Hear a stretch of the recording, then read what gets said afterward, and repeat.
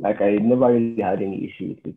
Yeah, Let me give you an instance now. So um okay, which one should you use? Let me use this guy. So basically, I think what you just need to do is just upload those two files to the terminal. That's to the Colab terminal. I'll just do it now so you can see.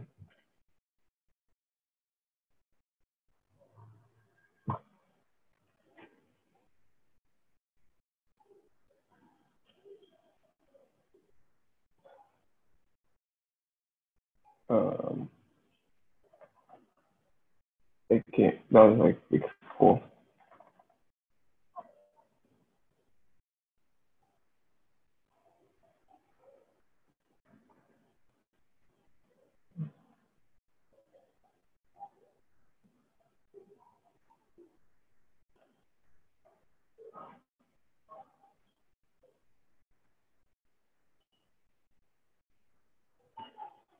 Okay, so you can see like it's working here by just uploading the helper function. exactly. It's supposed to work that way, but it decided not to work on mine that way. It's not Wait, on common. Colab? Yeah, it's not common. It's just people that have such issues. So I don't know Oh, why. okay, okay. Oh, okay, that's nice. Okay, but did anyone else attempt the assignment? And was there any issue specifically?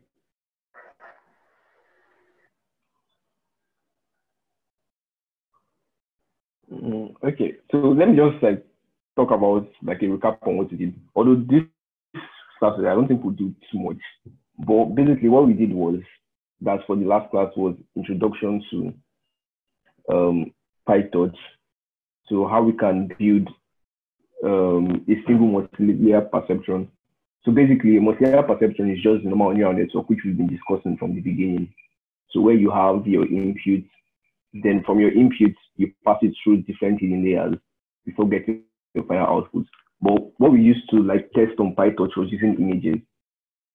So if you have an image of let's just say 28 by 28 by 1, so if you have one dimension, so 28 by 28 is basically 784. So 1 there specifically means the number of channels.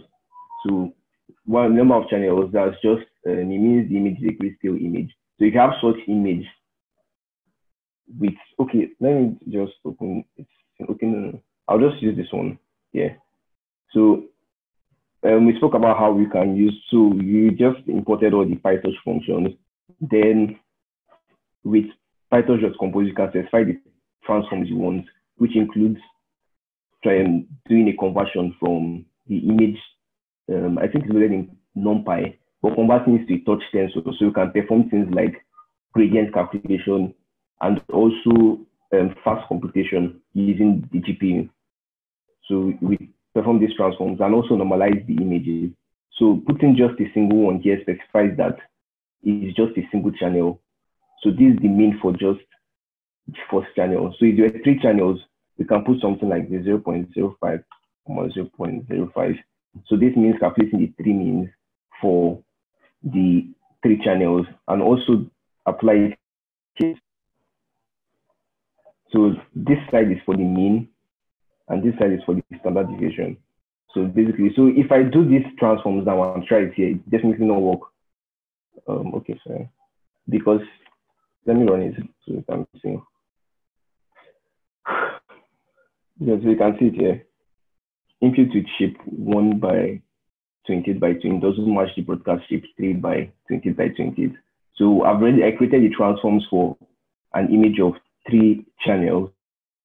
Meanwhile, the image number of channels is actually 1. So that's why I have issues loading it. So that's the whole point of this transform, to specify the mean and standard deviation. Then here is loading the image from PyTorch publicly available dataset. So dataset does fashion image, loads it. Then you pass our training setting to a data loader. Then you can also get the test set. So we spoke about that already. And just run this. Then for building the network itself, we spoke about two methods of building it. You could use either the end or sequential or use the class method.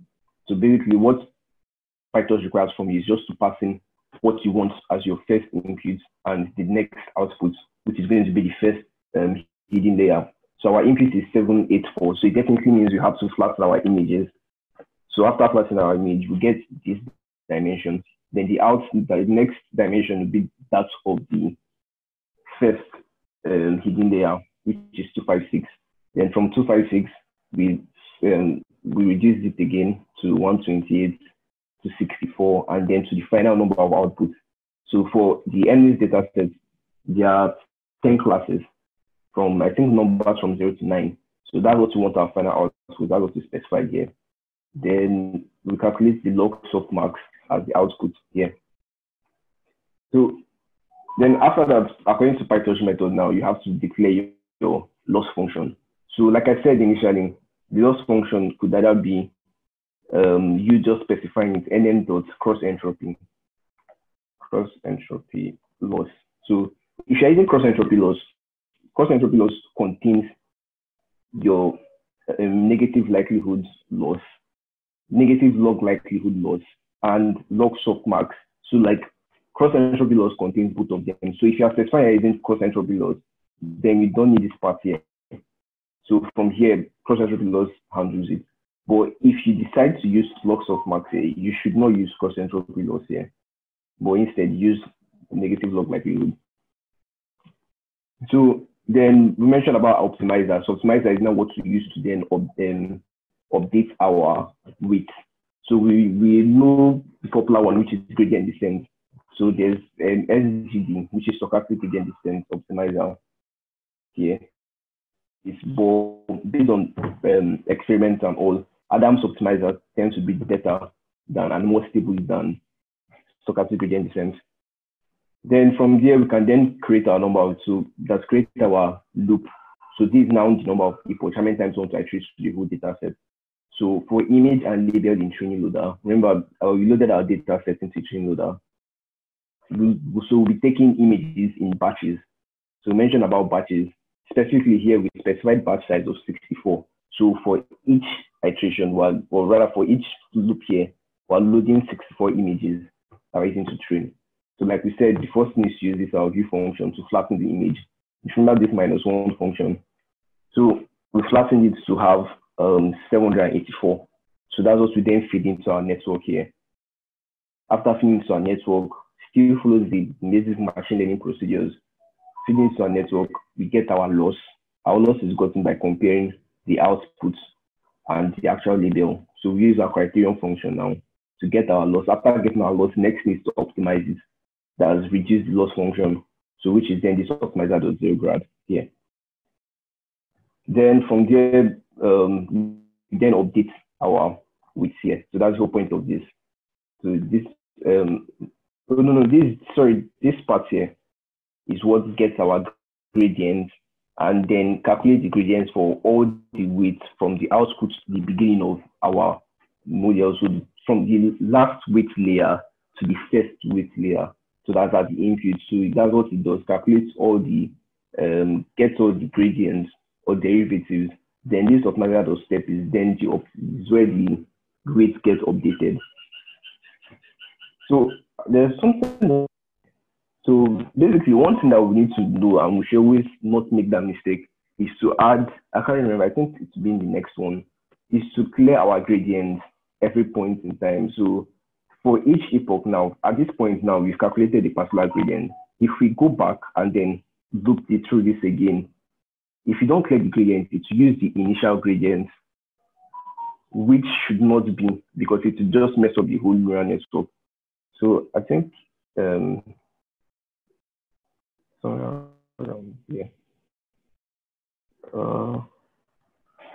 The gradient. Yeah, so this is here. Did I write it here? Oh, actually put it here. Well, yeah. Yes. So this is here. Sorry, I didn't see. So this is so you have to clear our gradients here before updating it again. So you have to clear the previous gradient before updating it. Thanks. So that's just like the procedure. So to the assignment, I think. Yeah, this was just fine. So basically, this assignment just follows the same procedure. There's nothing really much happening here. Let me just look it. So um, so this now the only difference now is the fact that we're loading our own custom data set here. We're not using um, PyTorch publicly available data set. So you're not going to be in .mnist or whatever. So you are going to use this now. So first of all, there's where PyTorch is built by default. And I'm looking for, so yeah, so this is here. So this is how PyTorch structures their arrangement. So if you have a training data now, like that alien versus the alien versus predictor one that I mentioned. So for your root now, you can see it here. So what it expects is for you to have, if you have two classes now, you want to create a network to predict two classes. So you should have a root. So that root is what you can see here. So inside that root folder, you should have each of the classes you want to predict as folders. So if you want to predict, for instance, likeness now, so you should have classes from 0 to 9. So basically, it automatically knows that there are 10 classes. Then you can see for this one now, since it's just alien versus predator, you have within your root folder, you have alien and you have predator. So all images inside the alien folder are images for that particular class, same as this too. So if you test it now here, so okay, let me try loading it. I will go through it. We'll just go through that part.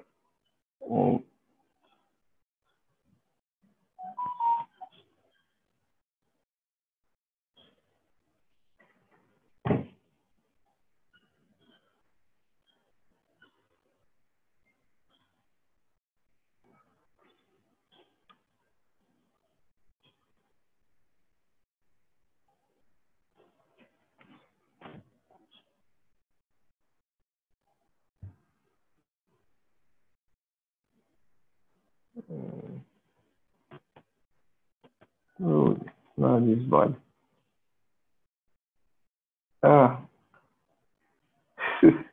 There's one. Wait, you know what this means, right? Do you know what this means? Even though it means I have to like read everything again. So now I run this thing, this trend. So this is why I normally perform this check. So it means that CUDA is now available. It means I didn't turn on my GPU. So if you keep on proceeding like this, you end up sleeping while training. So you have to specify the runtime. So like I didn't specify GPU here. But the bad part of it is that once you change your runtime, you have to like restart everything from scratch. So I have to upload this thing. Okay. So okay, this works. Then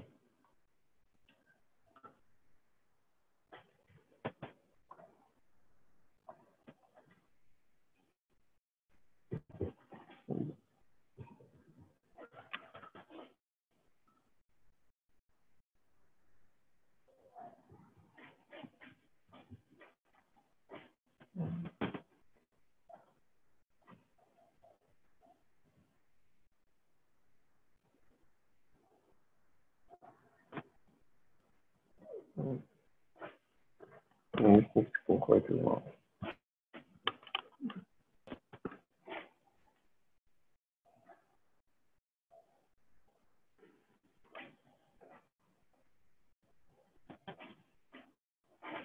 Okay.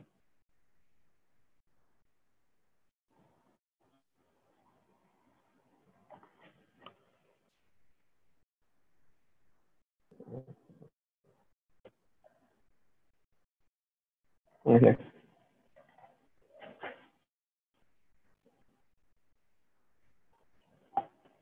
So since the file is zipped, the first step is to unzip it. Okay. So now I've unzipped it. Oh no, this is the plan. So after unzipping it, you can list the directory. Yeah, so this is here. So you have data. Then within data, you can see it now. So this is exactly the structure now. So within data now we have our so remember I mentioned this, that the structure is this your root, then the classes you want, then within those classes you see the images. But at this point now, like since we are splitting it into like train and test here, so it means our root this time around to be the train and also test. So let me just explain it. So now my data directory, since I'm going to work in the training image now, so it is data slash train. So if you do data slash train here, you see that we then have the classes within train. So the alien and predictor class. So it means that my data directory should be data slash train. So after loading this now, I think there's a particular function that they use to check the number of classes. I think it's data set. Yeah. So you can see it now. So these are our number of classes here. These are our class list. So we have these two of our classes. Then for the transforms now. Okay, so this is here. So I want to ask something. If we wanted to perform like normalization, of which I didn't do here, like what do you think this will look like? Like anyone. So the normalization is just this function here. This. Okay, already this one already explains it, so we can just use this one. I'm coming. Yeah. So if we try to normalize our image, this would work because, like I've already said, this image is okay. Let's just look at it so we'll know what it looks like. So images.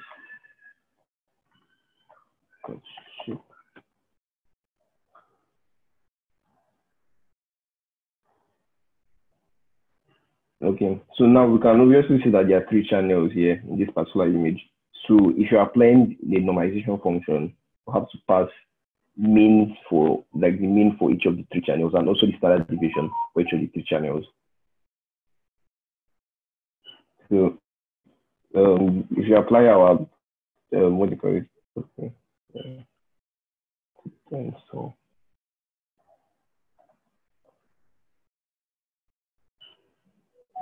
okay.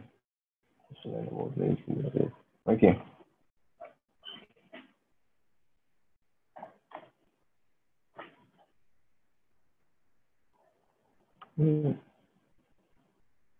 Let's put inside this here. Sorry.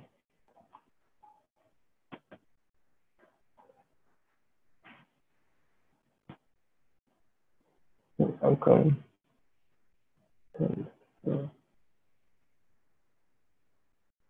Let me try using 0.5.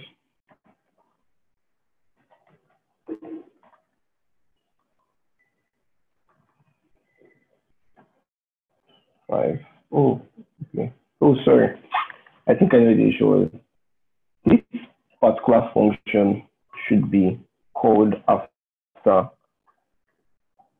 converting systems of set. So this should come first.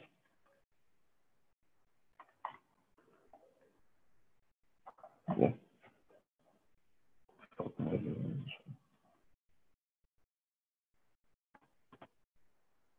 Okay, but basically this whole normalization just messed up the image. Okay. 5.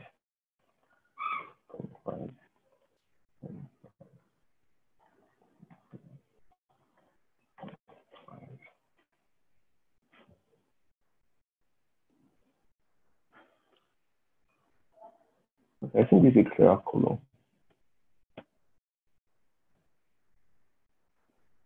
Oh, yes, so you can try different normalization values, but whichever one you put works.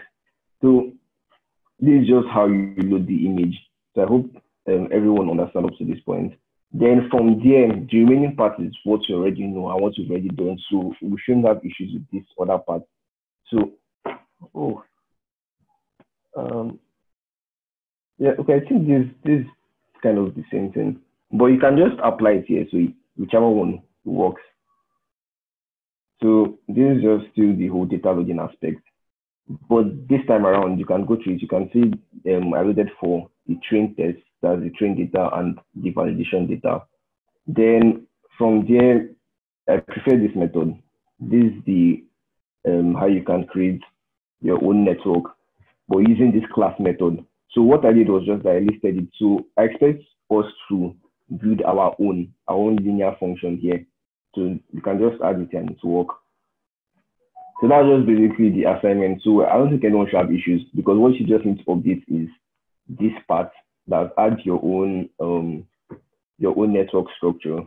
Then here, I think everything is fine here. There's no issue here. So it should work. So that's for that one.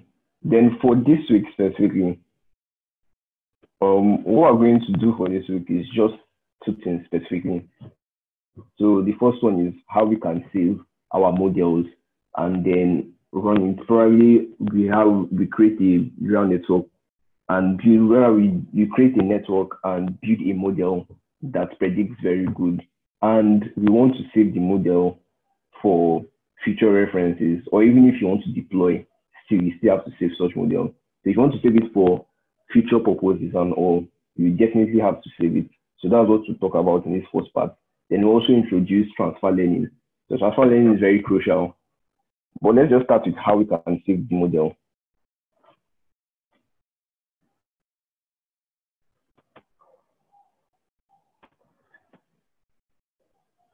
Okay. I think this one works.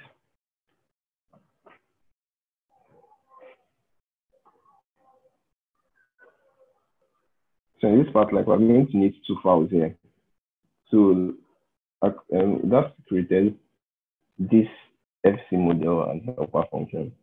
So I'm going to make it of it. Wait, please, up to this point, does anyone have any question at all? Let me just know. Hello, does anyone have any question?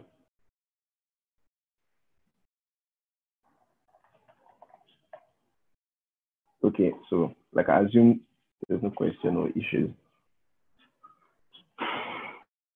Okay, so this one's uploaded. So now, still we definitely have to do the model before we can think of saving. So the first thing is to definitely import our necessary libraries from PyTorch. So import Torch, import the NN function, import the optimizer function, and import the this function now. So what we use to build our network. Then the transformed. So now there are two files here. We already know helper function. Helper function is for helping us with plots and all. While this FC model, so basically what it just contains is just an already built model. So it's nothing serious at all. It's just a Python function. I think I should open it. Right at this one. So you see that it's basically what we're familiar with. So this is what it is. So basically what it just contains is just a neural network class that we've done. So this just sits here. So the hidden layers here. Okay, yeah. So I think what it takes now is the input size, the output size, and then what we want for our hidden layer. So it's just the same network that we built, but this time around, you just want the code to be shorter. That's the whole point of it. So there's nothing complex about it, and it's something you can build. So, okay, after doing this, so as usual, we have to load our data set here at this point. So that's data loading. Then this one is just to view what the image looks like. Then for training the network, like I said, this FC model.py, what you just need to do is to pass what we want as our input. Since this is our input, then our output, then what we want for our hidden layers. So this is just a list containing what we want for our hidden layer. Then the criterion is NLS. That's part of the model that they've used contains the first one, which is our log loss. Then we specify optimizer here. So I don't definitely, okay, I think I have to train, but I'll just use a single epoch because of time. So this is just a single training process. So now, when we then talk about saving models, so how PyTorch saves model is that, first of all, you have to see each of the values or weights for the whole network or the whole model we built. So basically, we already mentioned that when you keep training, you keep updating the weights of our network. So basically, at the end of a particular training epoch, our model, or rather the model value which we've created here, will contain different values. So those values are saved in this state dict. So if you like here now, if you print, okay, this is done. So if you print this now, model.stateDict, you see all the values and all the weights that have been updated specifically. So all these things are what make the network itself. So if you put .keys now, you then see each of those weights here. So these are the different weights we have, and that is for our whole network. So then the values itself are what make the model itself. So basically, for you to save the model, you have to store that state because that's the important part of the model. So to do it with PyTorch, what you just need to do is to call torch.save, then the model.stateDict. So this is just how you save it. So you pass in the model.stateDict and the name of the file you want to store it. So PyTorch, I don't know if any other extension you use, but the two ways you can save it are using .pth or .pt. So whichever one works, you can use .pt, you can use .pth.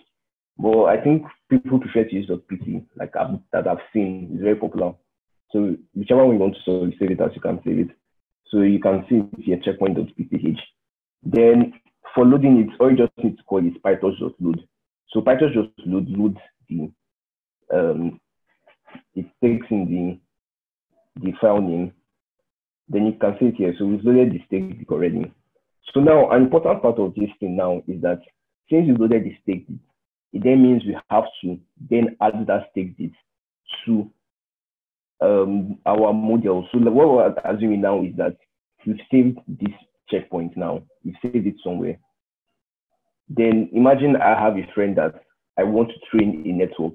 Then after training it at this point here, I'll transfer the model to him. Then he will open it and then use it to, let's just say test, for instance. He can try to train it again. But the whole point now is that if I've saved it here and someone loads it, so it definitely means that he has to load this text dict to his own model, so which is now this here. So you have to say model.stateDict, and rather model.loadStateDict, then the stateDict will just load it. So just confirm, let me just run this. So here you see all keys matched. So now the whole point of saying this all the keys matched was because the model I loaded it to is the initial model we already created. Here is this model already created. So that's why it actually matched well. But that's now an important key thing, is that whichever model you are loading it to must have the same structure as the one it was trained on. So now, for instance, now if you look at this, this model.fcm, so this is me trying to create a new model architecture. But you realize that this one is totally different from what we trained on here. So you can see it's receiving 512, 256, and 128. But here, where is it? Here it's receiving 400, 200, and 100. So because of this, since it's a different architecture, it's definitely not going to work, even though the output is 10 and the input is 784. But as far as the structure is not the same, it will give you an error. So which is this here. So it's going to mismatch totally. So definitely what we have to do is to use exactly what we did.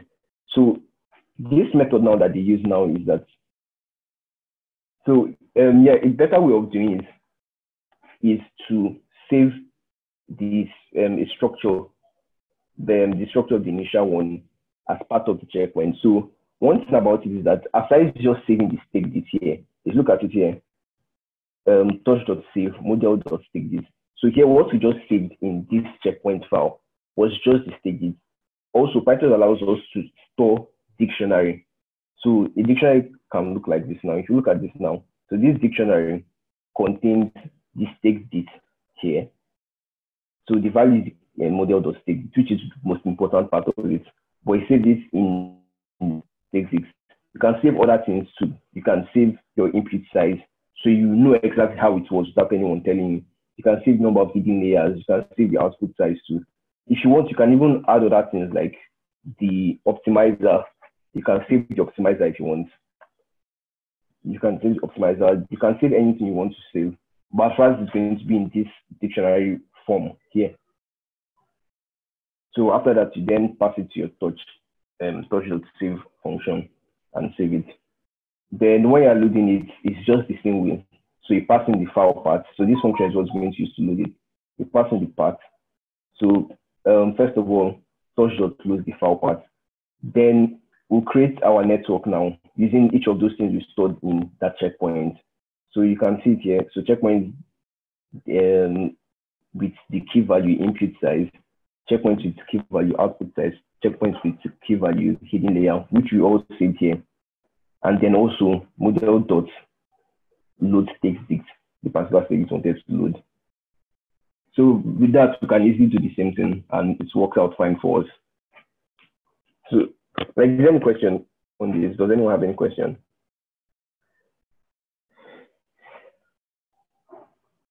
Hello. Thank you. But apologies. I'm just joining this meeting, so I've missed a lot. But so I don't know if I can get a 10-minute summary. I would really appreciate it or 5 minutes or even 2 minute summary of what has happened before now, so I won't look completely confused.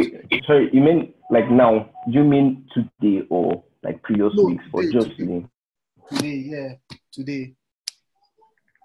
Okay. I'll just, but basically, not just this particular notebook, but I'll just go right again in a very fast manner. So basically, as usual, we know how we do this, the first stage, which is first importing the important libraries we need. Then we'll load our data set into a data loader. So this time around, we're using Fashion Images. It's different from that of the assignment because in the assignment one, we did touch.dots, I think it's download or something. But that one, we loaded our own custom data sets. Here we're using Fashion Images one, which is in datasets of Fashion Images. So after loading our data set now, the whole point of this is to be able to save our model. So we're not really going to go through the whole network structure here.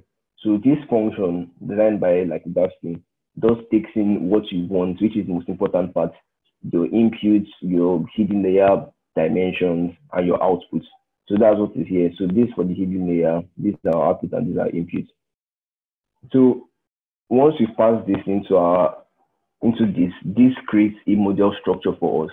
So we can then define our normal parameters like the criterion function, the optimizer itself. I think that's just all we need. Then you pass it into the model.train. That's the model function. That's this guy, does train. Passing our model, passing our train loader, test loader, criterion, optimizer, and number of epochs you want. So I specified the one epoch to train faster.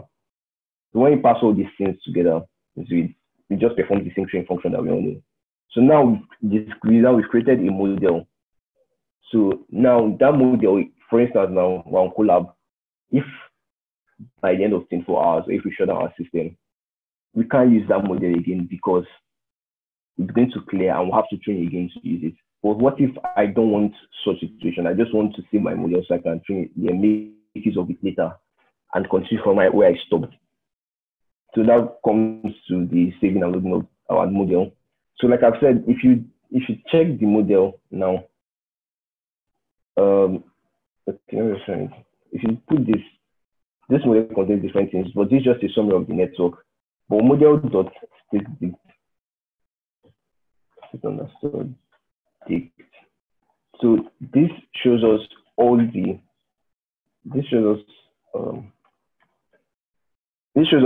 weights that have been updated within our network. So this is basically what the network is specifically. This is what our model is. This is what makes up the model. Everything that's been updated. So that's what this is, and this is what we need to save in order to be able to get exactly the same output or prediction. So this is the most important thing to save. So basically, with PyTorch, you can save such here. So by just calling touch.save, passing the model to take it, you can save it. Passing the model to take it, and also the name of the output file. When you run this, you get this as our output. Then also you can load it by just doing touch.load. So touch.load the name of that file that we saved as our output. We'll get the stake diff back. So now since we've gotten the stake diff, what you want to use this stake diff to be uploaded, you can then attach it to a particular model, which is this. So imagine you created a new, so now this one is just because we have that model already. This model will train on, but basically the point is that if you have a model and you want to load those weights, you don't use the model.load stake diff and the name of the stake diff file here, which is this. So once you load it, you have exactly the same model which you saved initially. So now what I mentioned was that you have to make sure that this new model you are loading that stake diff to must have exactly the same architecture as the previous one. So that's why when I did this one has a different architecture. If you check it, the hidden layers have different values than the initial one. So this definitely give errors because of the mismatch. So what I said is that another thing that is possible to do is that when saving our model, you can actually save a dictionary. So this dictionary will contain our stake diff as you always want. Then other information that you want to save, you can save the optimizer, you can save the input size, the number of hidden size and all. So all these things that these extra ones are just there to help us when building our new model. But if you already know the dimensions, there's no issue at all. So that's just basically it. Then we can save it here, then load it back. So when we load it, you can just load our test, then checkbox, rather checkpoint. So this checkpoint is going to give us exactly this dictionary. Then we can then get what we want from it. So like creating a new model. So this is the new model we're creating. So this new model, you then use what we've saved, like the input size, the output size here, the hidden layer here. Then finally, after building our model, we can then do the stakes to this new created model. So that's just it. If you hope it's clear, this one is clear, how we can save models. Yes, thank you. I'm very clear. Thank you very much. Okay. So that's for the first one. Then the next one now I'm going to talk about is, say, does anyone have anything?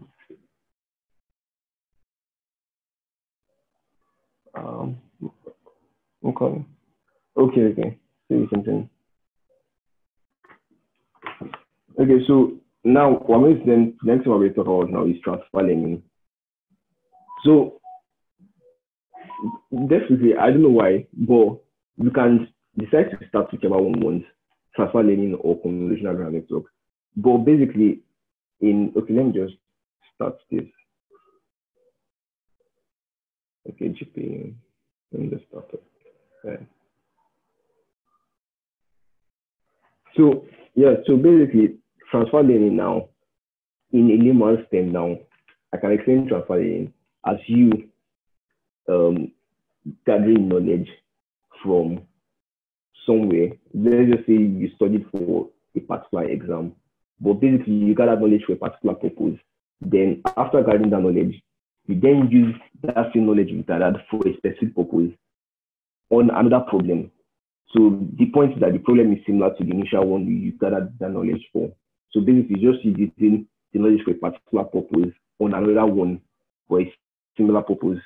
Do you know what I'm saying? So transfer learning just, okay, now if I can explain it now in machine learning terms,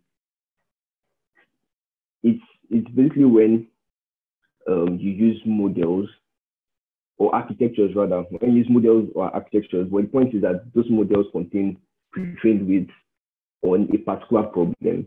So you use it to solve your own problem because it has gained quite a lot of knowledge to detect things. So you're now using such knowledge to solve your own problem. So how this works now is that, for instance, now if you check this, they mentioned something about ImageNet. So ImageNet is like this very huge computer vision challenge. So basically, they contain 1,000 classes of images. So those classes include things like dog, house, male, female, but quite a lot of classes. Where in total, the number of classes are 1,000. So ImageNet contains a lot of images of those classes. So now I think it's every year. So every year they do this ImageNet challenge. So top companies and top ML groups build very, very complex neural networks. That's convolutional neural networks. So those complex networks are what they then use to train on that particular task. So because of how complex these models are and very, very good, so they're able to detect and they're very, very accurate too. So now the whole point is that because of this, most of their network architectures are publicly available.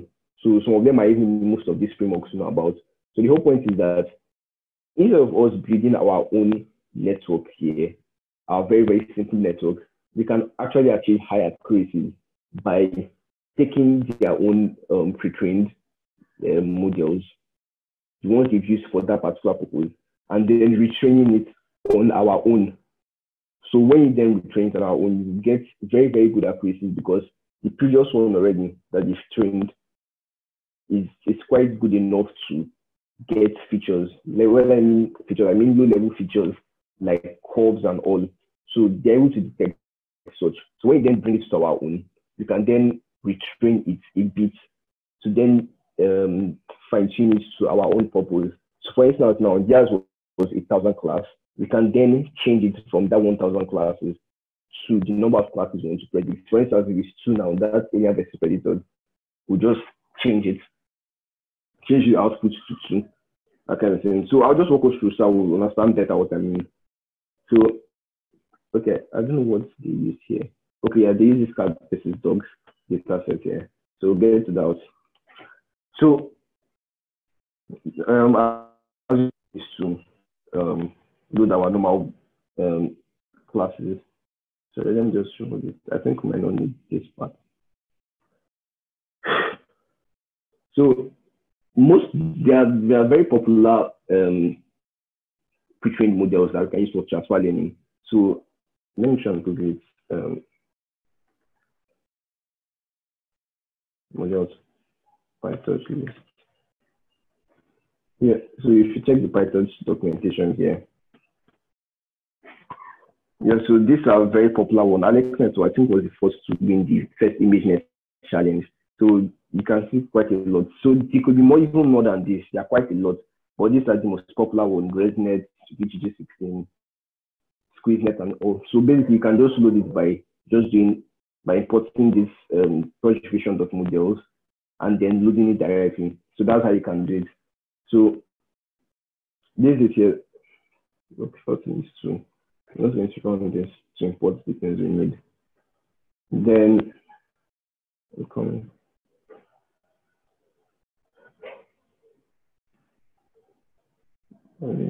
This. So here we're going to download this cat versus dogs dataset. Right here.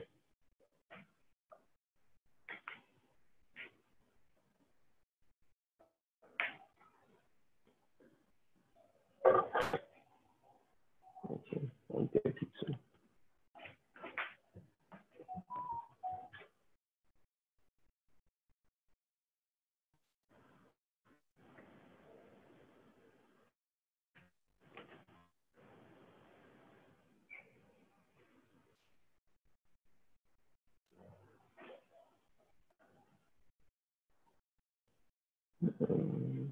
Okay.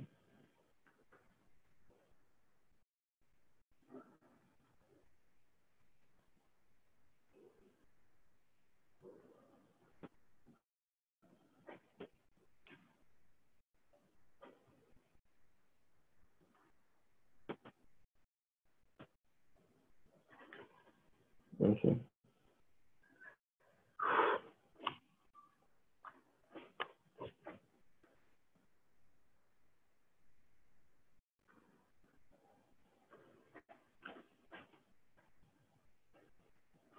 Yeah, so inside the cat and dog folder, we can see the train and the test set. So within the train, we can then see the two classes that we want to predict, which is cats and dogs.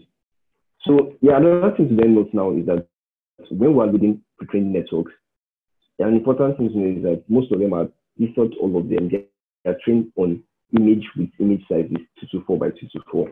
So basically, when we're going to be transforming our data, we'll have to specify this as our image size. So then also, it's just advisable actually to use these normalization values. So this also used for our normalization. So the data directory now is basically just this cat dog data.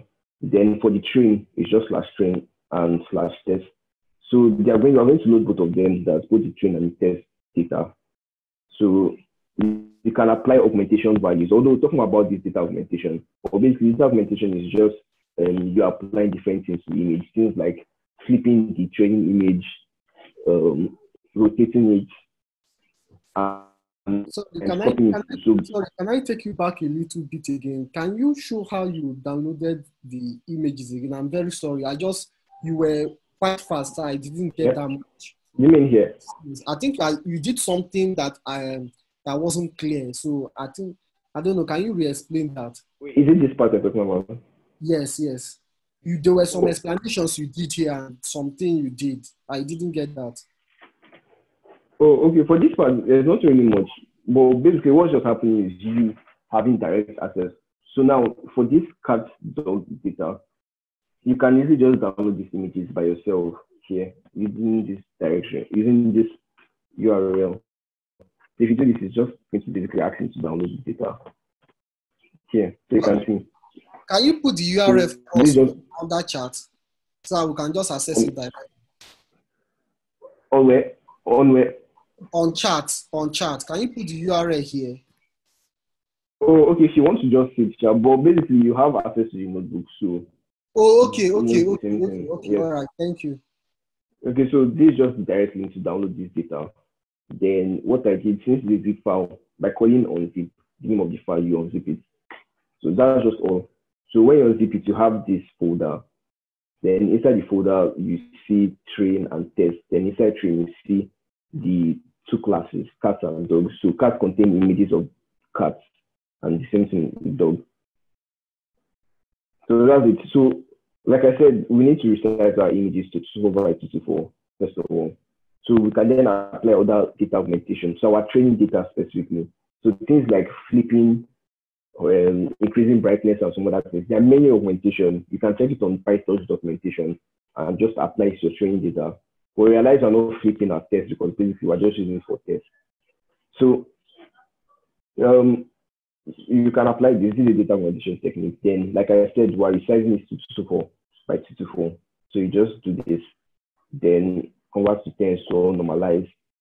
That's for the train. Then we can then specify our training folder.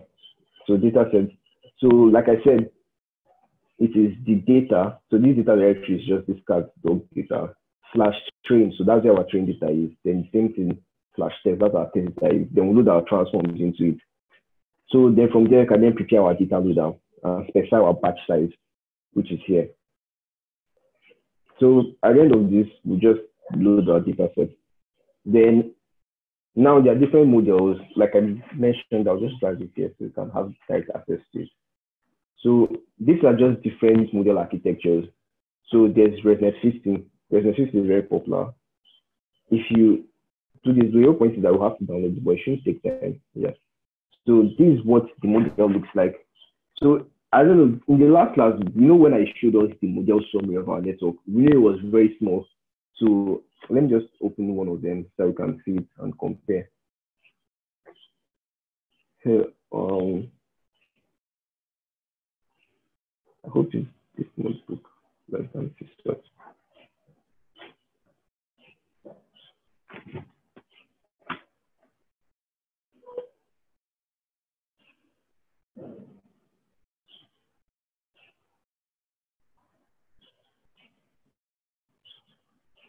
Mm, mm.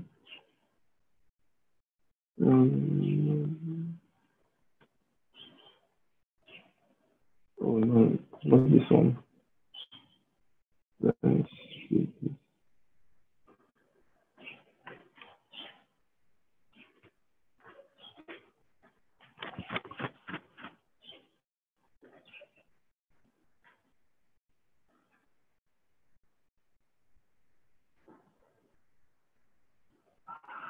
Ah, this is bad. Okay, I can't seem to see any projects here.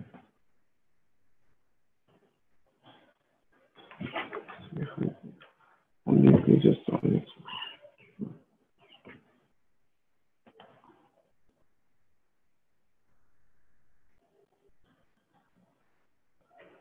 Yeah, exactly. So this is what I mean. Okay, I'm coming. Okay, so if you look at this part now, after building our network now, after building our model network, then you can just see a summary of it by just running model. So you see each of our layers. So we have 3 linear layers, which is exactly what we created. So this is it. So I may access each of these by just doing model dot the name of that particular layer. So model dot like FC1. If you run this now, if you run this, it will print just this particular layer. If you run .f3 to print this one, since you already know the thing, so this is like a key value pair, where this is the key and this is the value. So that's how you can access it here. So the same thing applies here, but it's just that, like I mentioned, these are already pre-trained models. So when I mean pre-trained, they already built architectures and they train it on the part for a particular purpose. So both the architecture and the weight are there. So if you see it now, so now running model now, you can then see all the layers we can have. So you can then compare it with that our own. So you can see that it's quite a very, very large network. So they use convolutional neural network. Although we're going to talk about CNN, I think next week or next 2 weeks, depending. So these are the first layers. These are the convolutional layers. So there are quite a lot of things they did in the architecture. But now the important part where the whole transfer learning comes in is now at this part here. So this is like the most important thing. But as you keep advancing in convolutional neural networks and computer vision, as a bad guy, you can then start modifying all these parts here. Then also it's very common for some people to change this thing from average pool to some other type of pools like max pool and some other things. But you can also modify it. But for this purpose now, the whole point of transfer learning comes in at this point here. So you can see it's very similar to this one that we did here, under the linear layers. So now what then makes it transfer learning is the fact that now this network was built to classify 8,000 images. So you can see it here. So that's the whole point of ImageNet. ImageNet consists of 10,000, rather 8,000 classes. So now what we're training now is just cat versus dog. So we just need 2 classes at our output. So there are 2 things that we need to know, or rather just a single thing. No, we can say 2. The second one is the fact that we need to know how many outputs we are given. Then the important part is to know the size, the size we got at this point here. So, you know, since all these things are layers, if you check this initial one here, so for this first layer, we had 784, the output was 128. So this output is input to the next one before you then have the output. Then this output is input to this next one before our final one. So here, at the end of this average pool, we'll have an image that when you flatten it, it will give us 2048. So it's important to know the final output before getting to this one. So there's a particular way you can do it. I can't remember the particular function, but it just gives us what that final layer value was. So it's important to know that it is 2048, and then we then change it to our final one. So this should be 2. So that's when we're using ResNet 15. So now if there are many other pre-trained models, but it's important to check it for all of them, because some things now, like this one now, you can see it's FC. So if you run model.fc, you can just see directly. So loading the full thing. Yeah, so this is just linear layer. But now, if I say I want to try other ones, for instance, like DenseNet, okay. So there are different types of DenseNet. So there's DenseNet, I think 121. Let me see. Okay, yeah. So now you can see that giving an issue, like DenseNet object has no attribute XC. So we actually need to check that DenseNet architecture to know what it is. So you can see now it's not FC they call theirs, they call theirs classifier. So it means for you to access it, you have to do model.classifier. Then also their in features was not 2048, but instead 1024. So we have to like keep track of such whenever we're changing our pretrained model. So this is classifier. Yeah. So depending on whichever pretrained model you want to use, we just have to keep track of such. So you can try other ones. So I think these are links to each of them. For instance, this DenseNet. Now let me click this. Oh no, this is your paper. But the point is,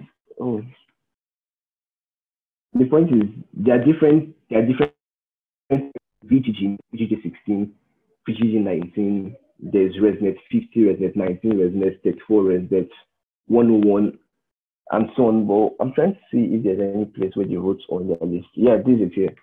So these are different types of VGG networks. These are different types of ResNet. These are different types of DenseNet and all. So whichever one you want to use, you can try it out.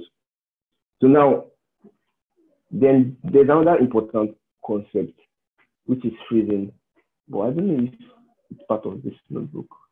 So let me see.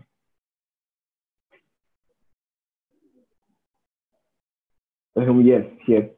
So now, another thing to then understand about this whole transfer learning is then freezing layers. So now, what it means by freeze now? So if you say a particular network or model is freezed, when you freeze it, basically means that you don't want to update the weights of the initial layer. Let me see. Sorry, model dot.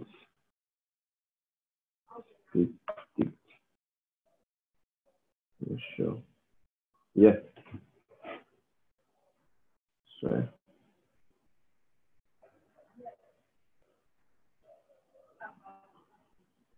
Okay, I know this will take time because it's quite a very large model. But yeah, so now these are the weights for this particular model. So this is what it looks like. It's very, very large. But now the point now is that we know we showed the model layers. They are the convolutional initial layers before this final layer here. Then I also mentioned that the important layer is this one. This one we want to make changes to in order to fit what you want to train. So now in transfer learning, when you put this here, it's called freezing. So when you specify the parameters required grad, when you set it to false, it means that all those other layers except that linear layer, which is that final one here, that we want to freeze them. When we want to freeze it, it means that you do not want any of the weights to change when you're training. So basically, all those weights will remain the same thing, but the weights that will be changing are the weights of that linear layer, this one here. So this is going to be updating this. So like I said, the whole point is that those things, those initial ones are knowledge gained when training a particular thing. So you want to keep that particular knowledge because when we talk about convolutional layers, I think I'll explain better on it. But the whole point is that for those layers, it's very good at detecting very low level features. If you have an image of like a dog, for instance, those ones will be able to detect things like the curved parts of the dog, curves, and many other very, very little things. The lot of things, but basically that's the whole point of those low level layers. Then when you then come to this final one now, which is this linear layer, when you come to this linear layer here, at this point, it starts discovering high level features, things like the cat itself, because I've gotten enough features. Then you start at this point, you start distinguishing whether it's a cat or a dog. At that point, those are like the high level features. So, and that's the whole point. That's what we really want. So those other layers that we're freezing will help us find, predict low level things. and they're already good at doing that. So we do not need to change their weight. So we just want to change the weight for the ones that we detect whether it is a cat or a dog. So that's the whole point of you freezing it. So at this point here, we're trying to say that we want to freeze it. So we don't want to change the weight. We also want to change the weight of our final one here. So if you can see here, because it was redness 50, that's why we specified this. So at this point, we're now we've spoken about freezing. Then unfreezing now. Unfreezing then means you now want to be able to change those weights during training. So it's not really advisable to do that, but there's a point where you can do that, but I'll talk about it. But let's continue from where we stopped. Let me remove this part to reduce it. So I'm just going to use the same ResNet that we created, that we had initially, model.fc. So now, like I've said, I want to change this model.fc to what's my own customized one. So that's what you can then do here. So we create a variable, I'm calling it classifier here. Then we then do this our sequential model, and the sequential. Then, like I've said, your input will be the output of that last one. So which is this? It obviously has to be this. You can direct it that you can put it to here and ignore all these ones. It depends on you actually. You can just do it like this, or you can break it down into many other layers. Whichever one you want, it's still fine. So now that we've done this, we then change our model.fc. So our model.fc will then be equals to this classifier that we created. So once you do this, now you can see the model.fc has changed to this our new one. So if you print the whole model here, you see that the final layer is now this new one that we've done here. So you can see it. So okay, I'll just run it here. That's it. Okay, I'll just leave this part. Let me go straight to the main part here. So this is what we did already. It's still similar, but the point is that at this point we are loading ResNet 18 here. So if I run ResNet 18,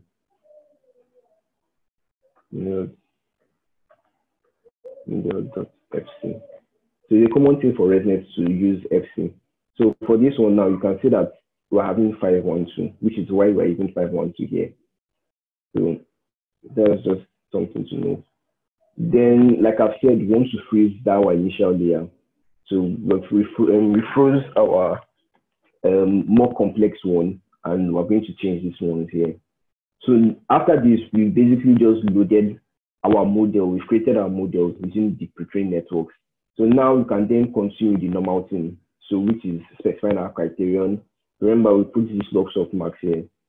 Then specify our optimizer, putting our model to GPU, to train on GPU. Then we can then train here. So this is the training process. So then to just talk a bit more on this whole pre-trained model.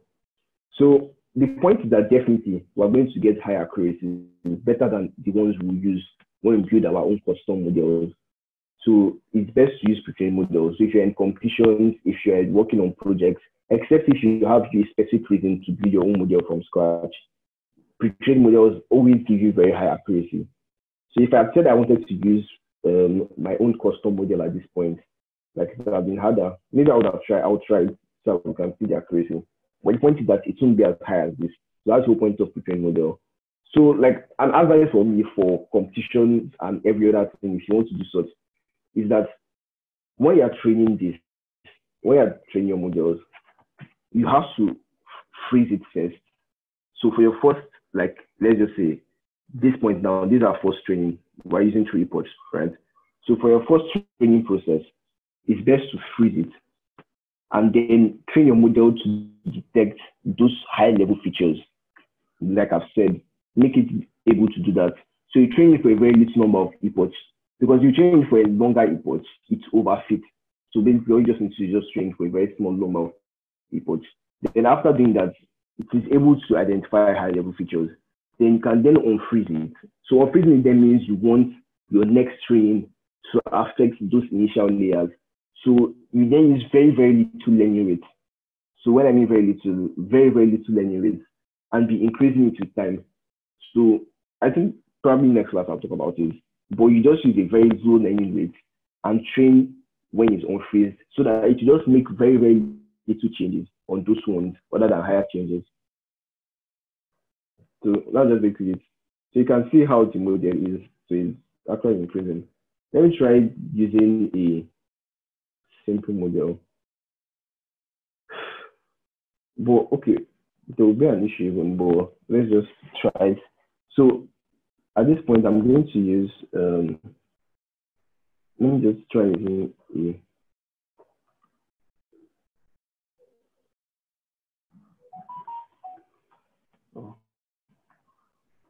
equals classifier, then since our image is 224 by 224 by 3, although that will be very, very hard, 224 times 2 times 3. So this whole point now is now an issue here. So it means that this is what our input is going to be. So like I'm just going to create a network that just uses this. So this is going to be our input when we flatten it, if we're using just multi-layer perceptron, which is now what is going to introduce us to the whole point of convolutional neural networks. So convolutional neural networks just helps us extract important features and also reduce the dimension. So now instead of having something like this, so this is how many. So imagine a network where the input has this size as the number of neurons in it. So it's like very, very computationally ineffective. So let me just use like 15,000 there.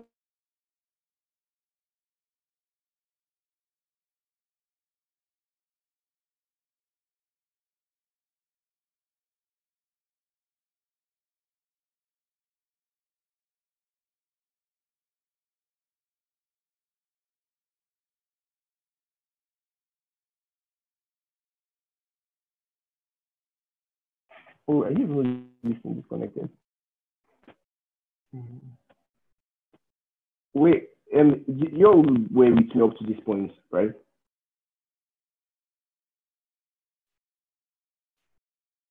Hello, were you guys up to me up to this point?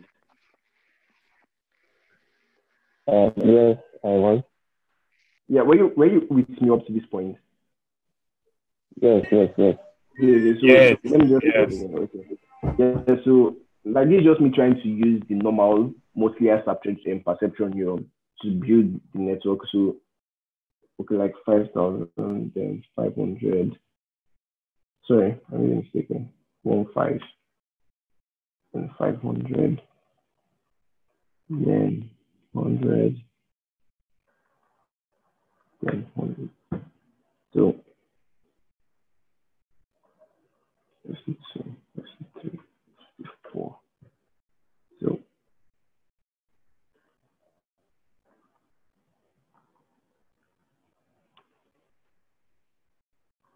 okay.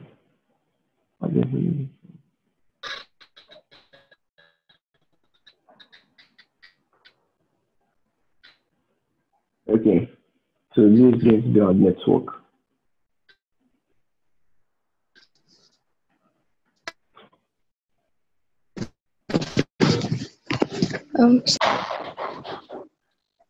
So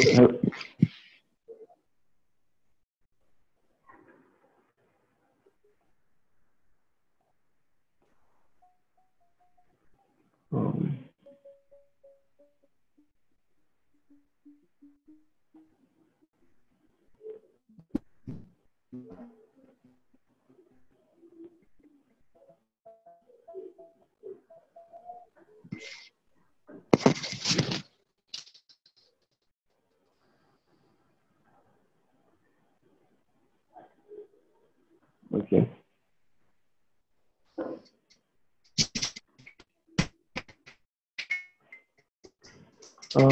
This much. So this much. This is one and this. Wait, Can you even confirm the size of our image?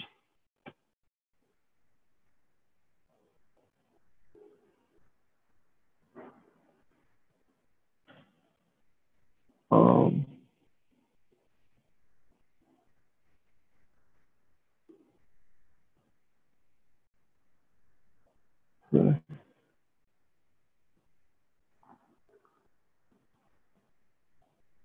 24 the images. Okay, yeah, I didn't flatten the image. So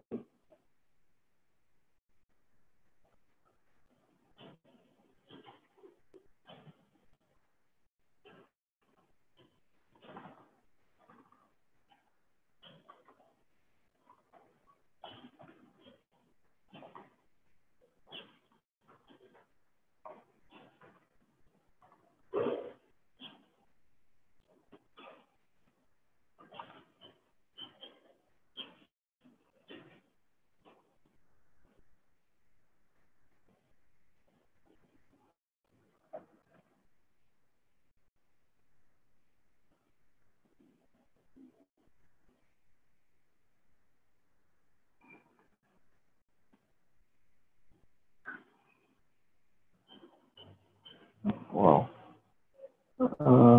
Sure.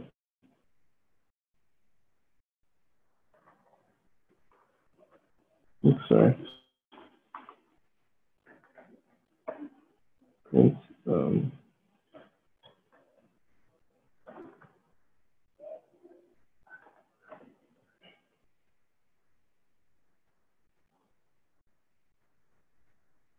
sheet.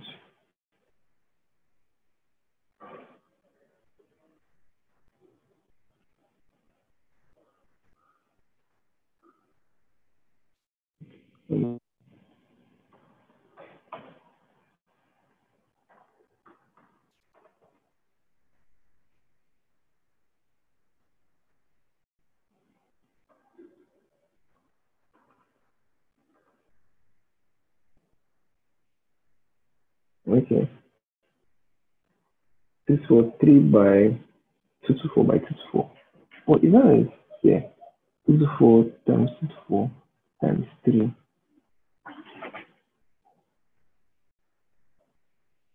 Okay, this then, and I flatten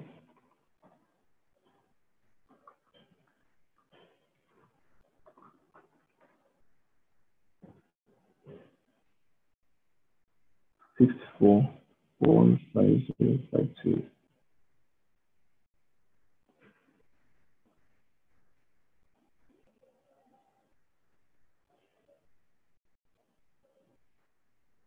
One five zero five two.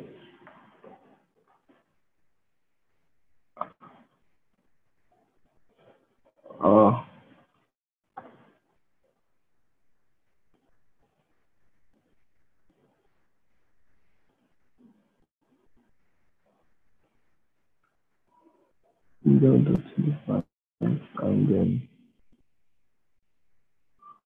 this.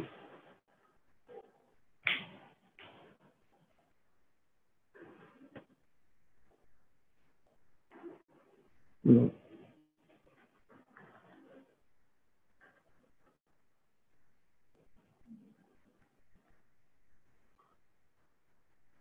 no strength then.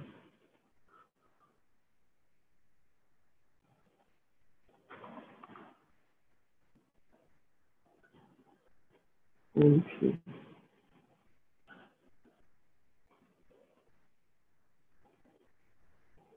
Wow.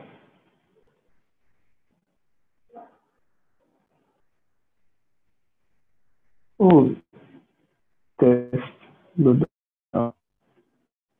34. Okay, so even when you was testing, I was giving this issue. Whether it for input.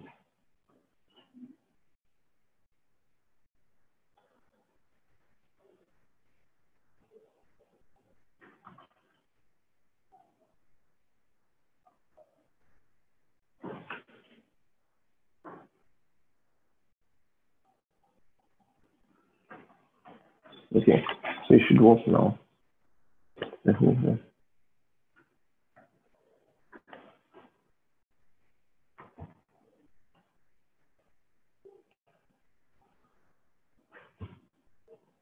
It's funny, but I think it's even going to be slower than when you're using pre-trained models.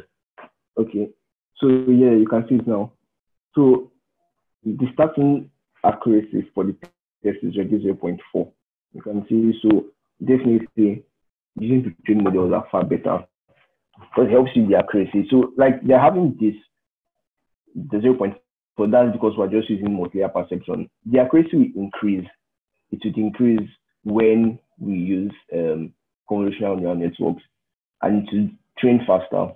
But the point still remains the same. So if you have very large images, so if you have images of like 400 by 400, you almost run out of GPU because of the number of neurons you have at your input. So that's why it's good to use trained models, because definitely accuracy will be far better than this.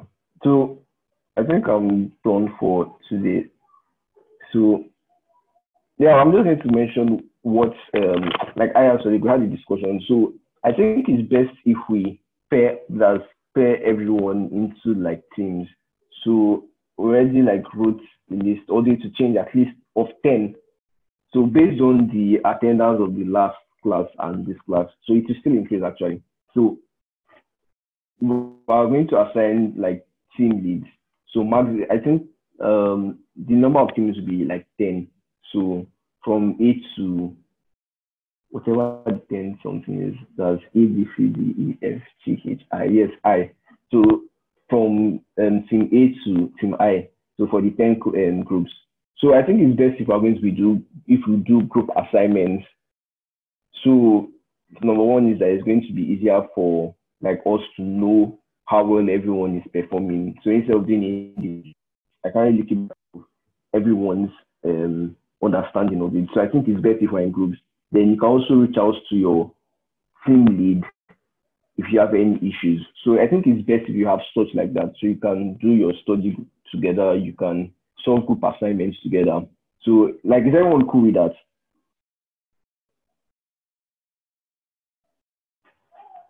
Let me stop sharing chat. Okay, Chris is okay with it.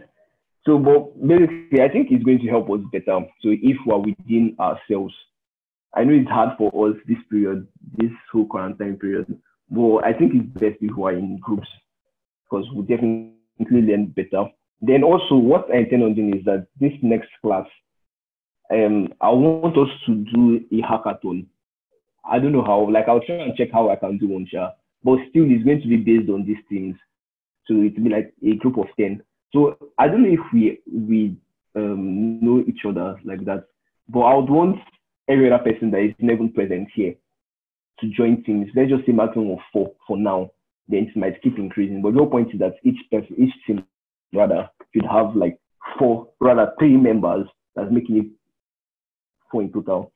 So next week, I think we want to do a hackathon. So I'll just try and get an image data set.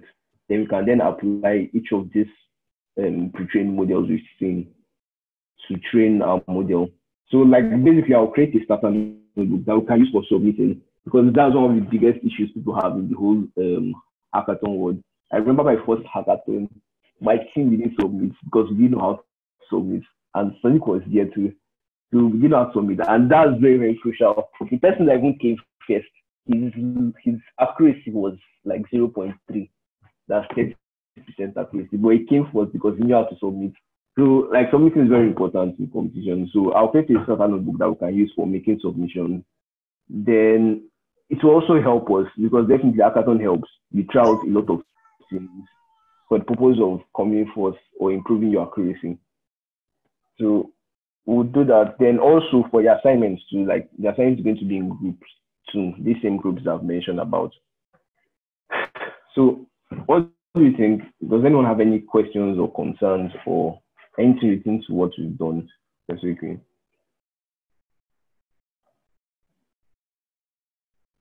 Sorry, I don't. So this is Charles speaking. I don't know which group I belong to. Actually, nobody. Like I just mentioned the people that would be like team leads because of like consistency. But you can just reach out to anyone But the point is that it shouldn't exceed um, four people in a team for now, depending on how many we are. Okay. All right. Thank you. Okay. So I'll just send out their names on group so we can see it soon. Then I don't know, it's scheduled I would like all those things, but let me just for her sake, at least the lady should be in one team. So not all boys, yeah. But any other thing, does anyone have any other questions relating to like deep learning or anything? Yes, I have a question. Okay. Concerning the last class, this particular notebook you finished treating right now, when we got the data set, like the pre-trained model, yes, we had a data of 224 by 224. So are you saying that when we're using a pre-trained model, we don't have any business with flattening the model and all? That's one question. And the second question, when we're trying our own model that we got the accuracy of 0.4, we flattened the model and then you did 224 by 224 by 3. What are the 3 represent? That's all. Oh, okay. Okay, so it seems like let me share my screen. I seems like there are 3 questions there, but let me look for which one to start. So by the way, this thing has been trained and the accuracy is terrible. Okay, so first of all, you mentioned about loading images of 224 by 224 by 3. So yeah, as of that one now, so let me just explain how it works, even though I've not got to convolutional neural networks. So all pre-trained models are built using convolutional neural network. So I will talk about it, but there's just how it works. So we could easily build for that fashion image and the rest.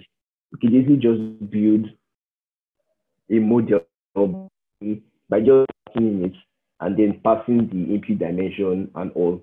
But if you notice the size of that image, the size of the image was 28 by 28 by 1. So if you multiply it, that's flattening, you just have 784 as your input node.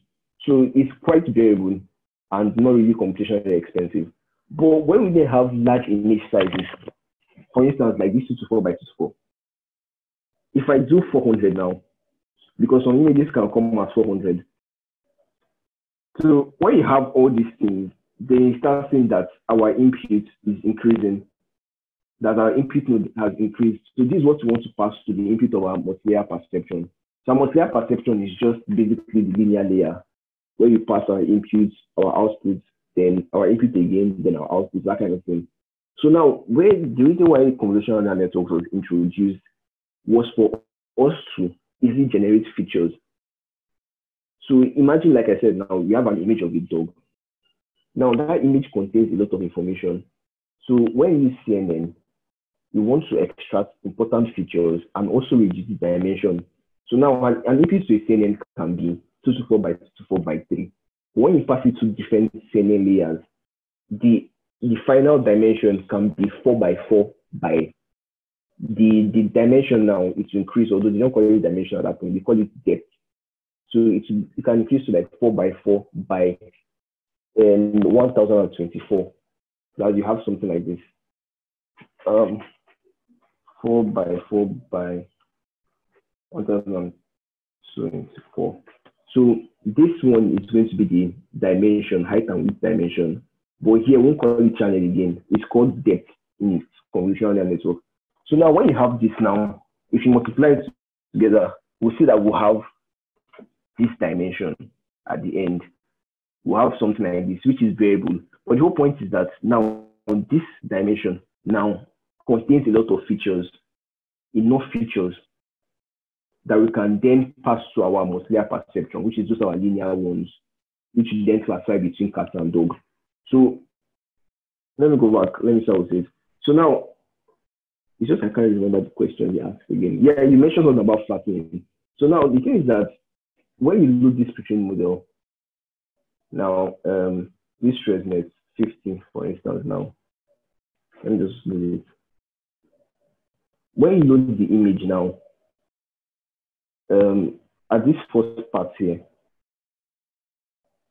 this is like the beginning of it. This value here is the number of channel. So basically, number of channel just means if you have an image, the channel is basically just like the color intensity of that image. So if you have grayscale images just contains one channel, and that's why they are grayscale, they're black or white. But when you then talk about colored images that have RGB, those ones have 3 channels. So if you see anything that has 3 channels, most of them are colored. So that's what it typically means. So if you remember when I mentioned, when we were talking about, that I think the first class, we're talking about dimensions. So let me just Google it so we can see something like that.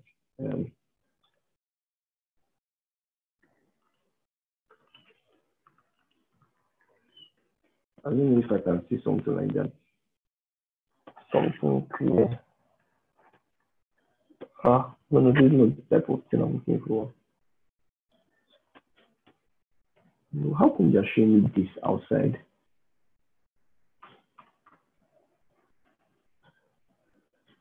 It's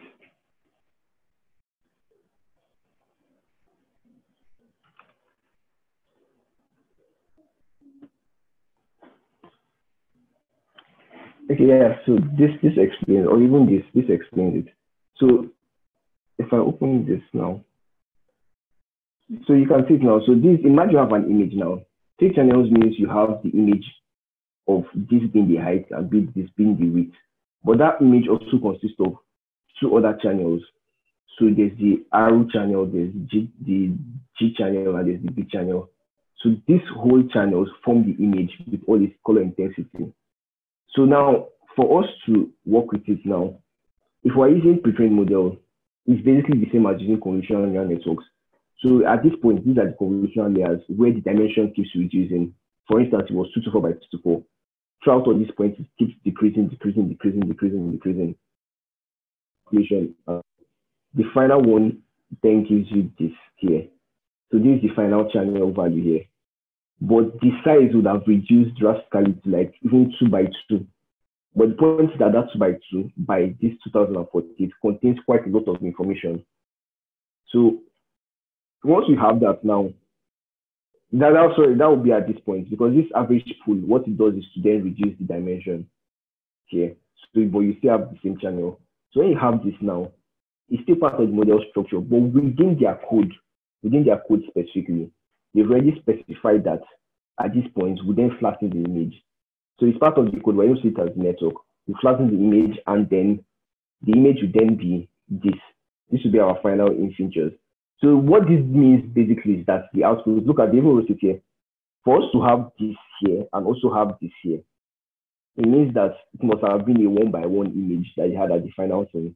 So, and they put it here. So this is it, a 1-by-1. So if you have 1-by-1 and you flatten it, so if you have like the channel, let me write it down. So imagine you had X by Y by 204 here. So that's what they told in this place here. And then you then see that your linear layer, after the flattening it, you're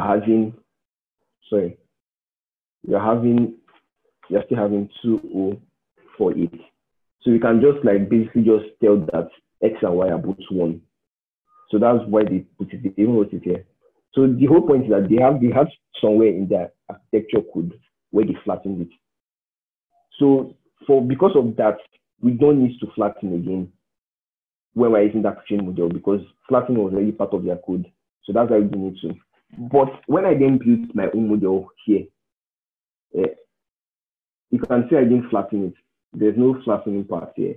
So because they already did this thing, because I'm the one removing this part of their code, because I'm not removing it, because this part of their code was where they apply that flattening part, I just continue from where this stops. But now the thing is that what I was trying to do here, if you check the code, the reason why I was giving that error was that if I don't put this thing here and I go straight to my model, it's going to send an image with 64, which is the batch size, 64 by 224 by 224 by 3. It's going to send it to this part here. It's going to send this to my architecture. Where is it here? Yeah, so it's going to send that here, which is not the same thing. So definitely I have to flatten it. That's why. So once I flatten it here, like it means that I'm now ready. So then going to have the image with this particular infuse, and then it will continue from there. That kind of thing. So like, does that make sense at all?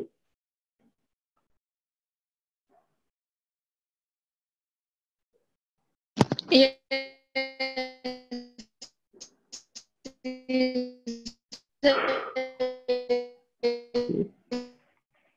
Since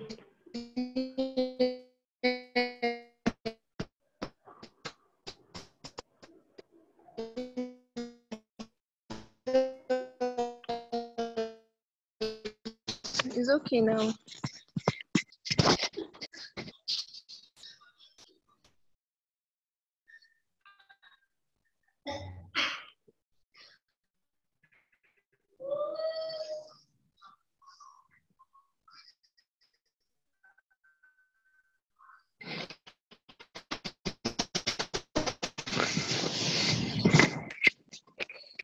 like I said, did I explain everything you have issues with?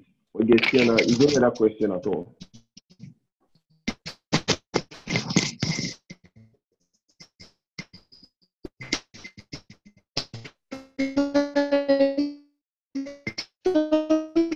Or you could just Okay, I'm clear now. Okay. It's just that I have a question, but I'm not so sure. Maybe I didn't really get it. But can you hear me now? Okay, it just got better now. What did you say? I can hear you now. What do you say? Pretend data model.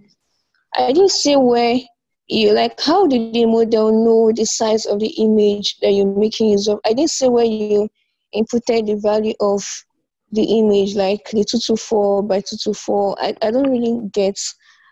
Like if I were to use another model, okay, from the beginning of the model, where you imported the ResNet, something like that. Okay, like I was thinking there'll be a place where you.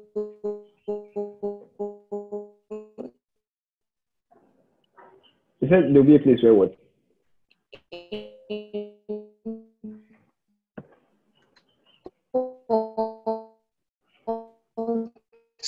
The model, like tell the model, okay, this is the size of the image. Is that what you're saying?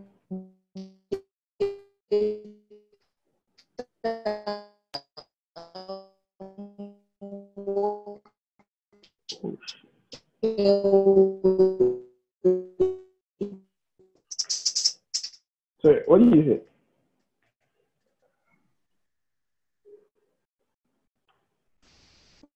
Something like that. If I would do something like that. Like, how did your model know the different? The size of the image. How the model know the size of the image? Okay, let me try to explain it. And like, I feel like I know what you're trying to say, but let me just try and explain it. So, all these parts actually, like, they're going to be explained more in CNN. But for this model architecture, definitely, you won't see anything related to the size of the image. Or you yourself will be the one that will calculate how the size of the image is decreasing. So basically, like this one now, 3 and 64. This just means that the channel is going to increase from 3 to 64.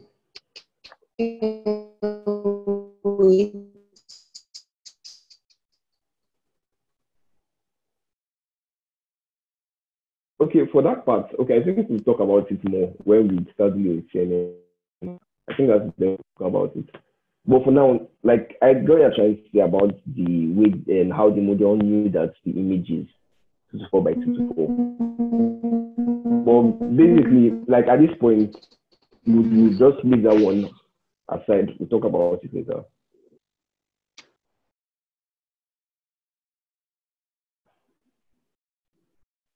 So what I want us to do is just like go through this particular notebook. I'll send it to us so you can go through it. That's week 5. So how we can save our model and then do this. So like in next class, probably do the hackathon. Hopefully it works out. So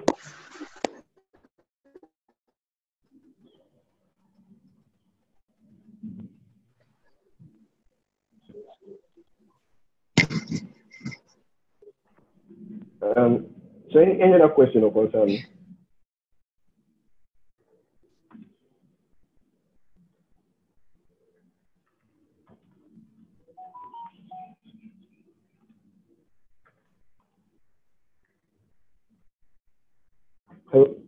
So no questions at all.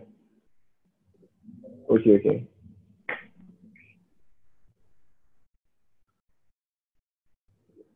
Okay, since we're all fine then, okay, I think what I'll just do is I'll post those names on the group, like I've said. Then we'll see next Saturday. Then, so basically, I just want us to just go through these things. I don't know, I think I'll try and prepare the hackathon template so we can see how we can save models, because that will be at the end, at the bottom rather, how we can save it as CSV files, that's get our predictions, and also save it as CSV files for submission, that kind of thing.